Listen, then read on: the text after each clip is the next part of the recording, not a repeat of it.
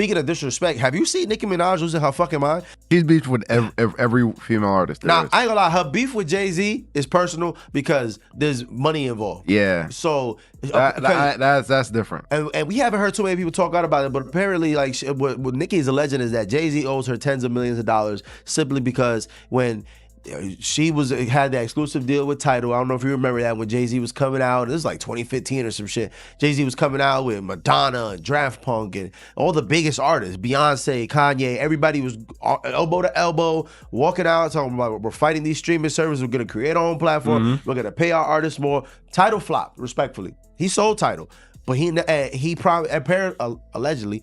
All those artists were promised a stake in the company. I'm not too sure what the stake was. I think it was like a 3%. But that's a lot. That's a lot, yeah. Right? That's a lot, especially when you're talking about hundreds of millions of dollars. Like, you know what I'm saying? 3% of $1 billion is what? I don't like 30 million or some shit like that. About 3%, I'm crashing out too. Yeah. You feel me? Like, I ain't mad at her crashing out on Hov. That's what their situation. Yeah.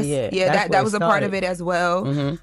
She how also did Jay-Z ruin all these sports? Oh my God. Well, she felt like Lil Wayne. She feels like Lil Wayne should have been the performer at the Super Bowl in New Orleans. That is funny as hell. Read that one again. What he said. She did a whole list. The whole list. She said, "Dear #Jay-Z, you ruined hip hop, you ruined football, you ruined basketball, you ruined touring, you ruined Instagram, you ruined Twitter. The jig is up. All of this is alleged and for entertainment purposes only." And she also is saying, she's mentioning Desiree, who is one of Jay-Z's. You might as well say Jay-Z's the head of Doge. Jay-Z invaded Gaza. You might as well just come on, add some more to that, Nicki. Don't stop there. Yeah, she says.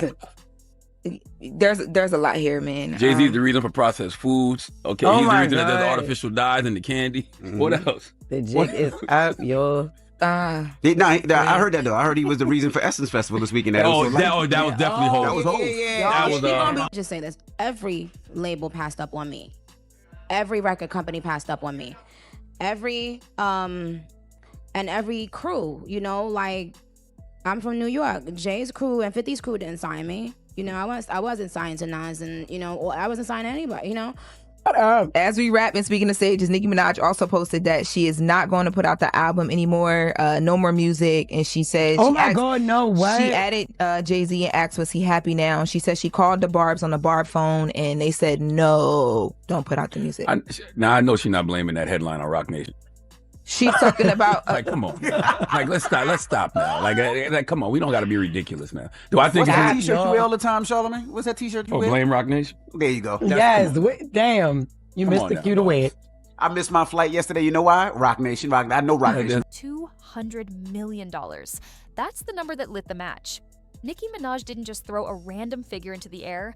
She went on record accusing Jay-Z of owing her somewhere between $100 and $200 million. Not a misunderstanding, not a small accounting dispute. She called it karmic debt. And that was only the beginning. Within days, things escalated from business grievances to something far darker. She publicly accused one of the most powerful men in music of predatory behavior. She reposted old photos. She made insinuations. She connected dots that many people said didn't line up. The internet split instantly. Some said she was finally exposing industry corruption. Others said she had crossed a line that requires hard evidence, not emotion. Then came another twist no one saw coming. The same artist who once criticized Donald Trump during concerts and spoke out against immigration policies suddenly appeared at conservative political events calling herself his #1 fan. She praised him publicly. She aligned with platforms that many of her longtime supporters strongly oppose. It wasn't just a shift. It felt like whiplash. And just when people thought it couldn't get bigger, reports surfaced that Rock Nation responded with a cease and desist, threatening massive financial damages if defamatory claims continued. So now we're here. Was this a woman demanding what she believes she's owed? Or was this a spiral playing out in real time? Because when accusations, politics, and hundreds of millions of dollars collide, it's never just about one tweet. Before the accusations, before the tweets. Year before the $200 million figure, there was respect. Back in 2010, Nicki Minaj delivered what many still call one of the greatest guest verses in hip-hop history on Kanye West's Monster. That moment didn't just elevate her, it shifted the culture. She went from promising newcomer to undeniable force almost overnight. Around that time, she openly credited Jay-Z as one of her biggest inspirations. She praised his business mindset. She studied how he built an empire beyond music. She performed at major events connected to him. They shared stages.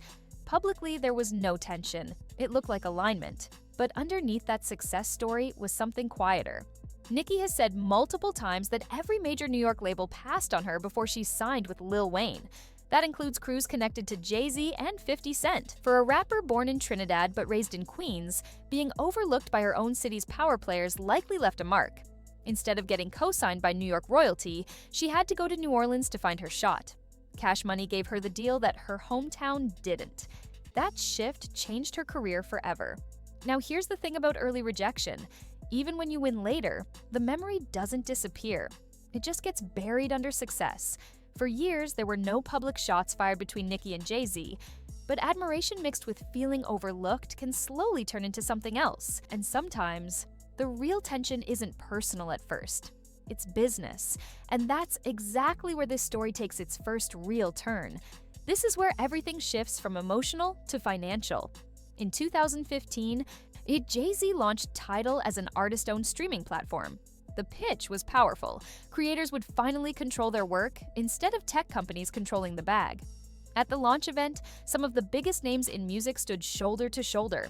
Beyoncé, Kanye West, Rihanna, Madonna, Daft Punk, and Nicki Minaj. Nicki reportedly received a 3% equity stake in Tidal as an artist partner. That wasn't a small number. If the company succeeded long-term, that percentage could translate into serious money. And she promoted it heavily.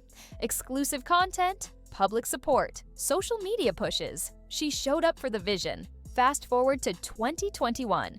Jay-Z sold a majority stake in Tidal to Square. The company, founded by Jack Dorsey, during a deal valued at roughly $297 million overall, though some reporting focused on a $32 million portion of that transaction tied to certain assets. The numbers were debated, but the headline was clear.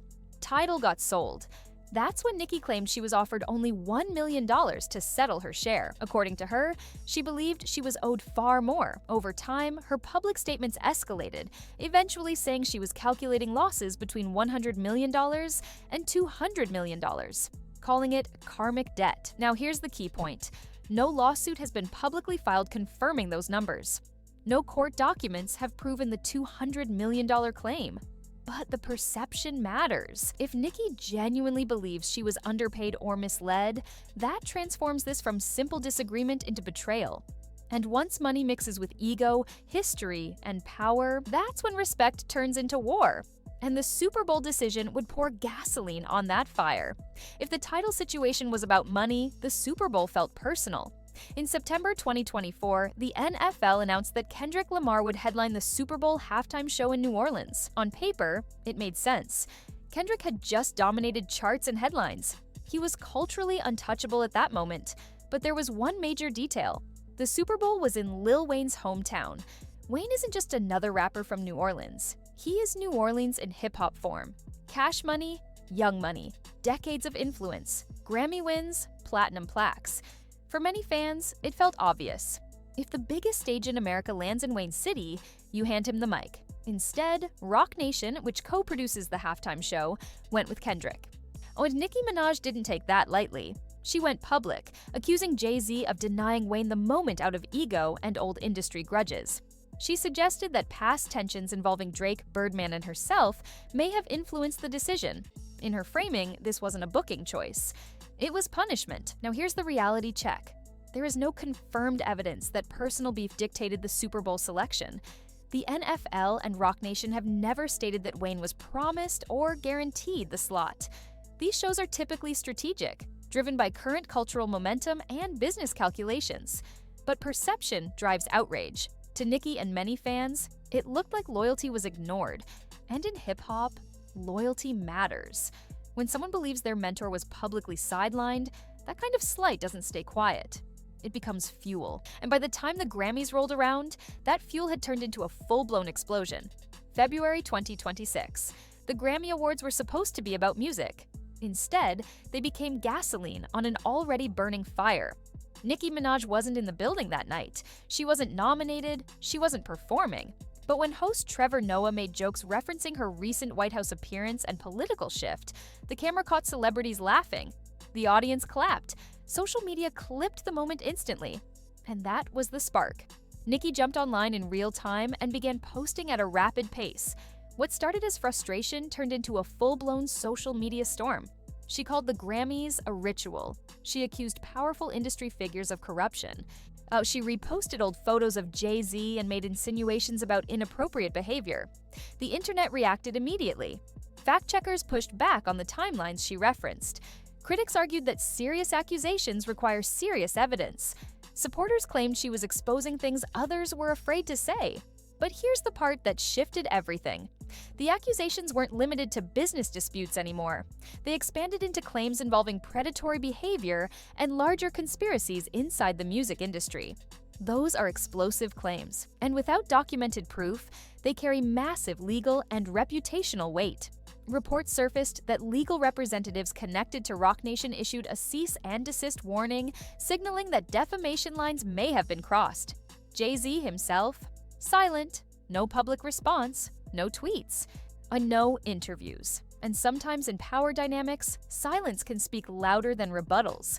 By the end of Grammy weekend, this wasn't just about money or halftime shows. It was about credibility. And the next twist would make the situation even more complicated. If the business feud shocked people, the political shift stunned them. Nicki Minaj was not always aligned with conservative politics. Years ago, she openly criticized Donald Trump. She referenced immigration struggles. She spoke about empathy for families separated at the border. Her messaging often resonated with younger, diverse, and LGBTQ-heavy fan bases who felt represented by her bold persona.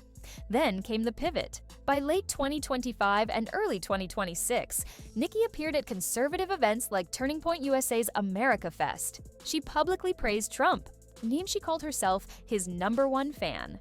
She framed her shift as a refusal to be bullied by the entertainment establishment. To her, this wasn't betrayal. It was independence. She described feeling silenced by industry pressure.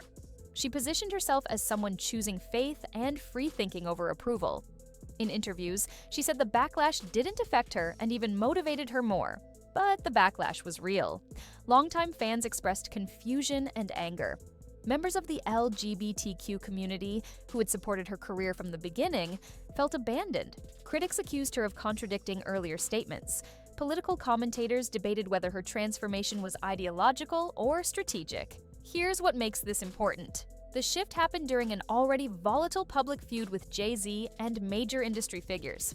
And so, instead of being viewed as a personal political evolution, it became entangled with her broader narrative that the system was against her.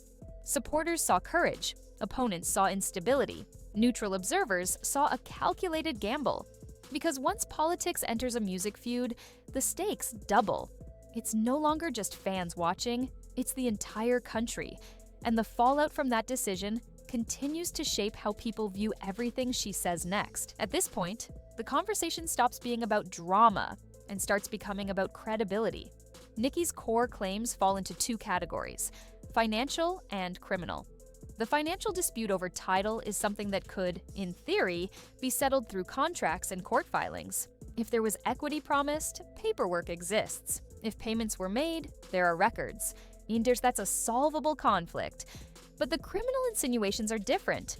When someone publicly implies predatory behavior, hidden misconduct, or large-scale conspiracies involving powerful figures, the burden of proof becomes heavy. These are not small allegations. They affect reputations, businesses, families, and legal standing. So far, there has been no verified evidence presented publicly to support those extreme claims. No charges, no lawsuits filed by her alleging criminal conduct, no official investigations tied to what she's implying. That's where critics lean in. They argue that unverified accusations damage her own credibility. They point out that serious claims require serious proof. They also bring up the uncomfortable fact that Nicki's husband is a registered sex offender and her brother is serving a life sentence for child sexual assault. While those actions are not hers, critics say it complicates the optics of her accusing others. Supporters respond differently. They argue that the music industry has a long history of corruption and silence. They believe powerful people often avoid accountability. They see her as someone willing to speak when others won't. And then there's Jay-Z's strategy. Silence. No public back and forth. No online arguments. Just legal pressure behind the scenes. In high-level power disputes, sometimes the loudest move is not responding at all. And that silence leaves one final question hanging in the air. What happens next? This is where everything lands. Nicki Minaj is not just another rapper caught in drama. She is one of the most influential female artists in hip-hop history. Billboard records, platinum albums, cultural impact. She helped open doors for an entire generation of women in rap who now dominate charts worldwide. That legacy is real. But legacies are fragile. In the last 2 years, the headlines have shifted from music to controversy. Album delays, retirement threats, political rallies, conspiracy claims, cease and desist reports. The focus moved away from bars and toward battles. Here's the difficult truth. When an artist's narrative becomes bigger than their music, perception starts shaping history. Younger fans who didn't grow up with Monster, Super Bass, or The Pink Print may know her more for Twitter storms than lyrical dominance. That's a risky shift. Now, there are 2 possible interpretations of this chapter. 1. She genuinely believes she was wronged financially and professionally, and she refuses to stay quiet. If future evidence ever supports her claims, this period could be remembered as the moment she challenged industry power structures. 2. Emotions overtook strategy, and the escalation damaged her credibility beyond repair. Both outcomes are possible. History decides. What makes this saga fascinating is that it's still unfolding in real time. Jay-Z remains publicly silent. Nicki continues speaking. Supporters and critics remain split. But one thing is undeniable. When you accuse billionaires, align with polarizing politics, and threaten to walk away from music all at once, you're gambling with more than money. You're gambling with legacy, and the final chapter hasn't been written yet. If you made it this far, you already know this story is bigger than headlines. So now I want to hear from you. Do you think Nicki is exposing something real behind the scenes? Or did this situation spiral out of control? Drop your thoughts in the comments and keep it respectful. These conversations matter. If you want more deep breakdowns like this, real timelines, real context, no fluff, make sure you like this video and subscribe. We're just getting started, and the next story might be even crazier. Don't miss it.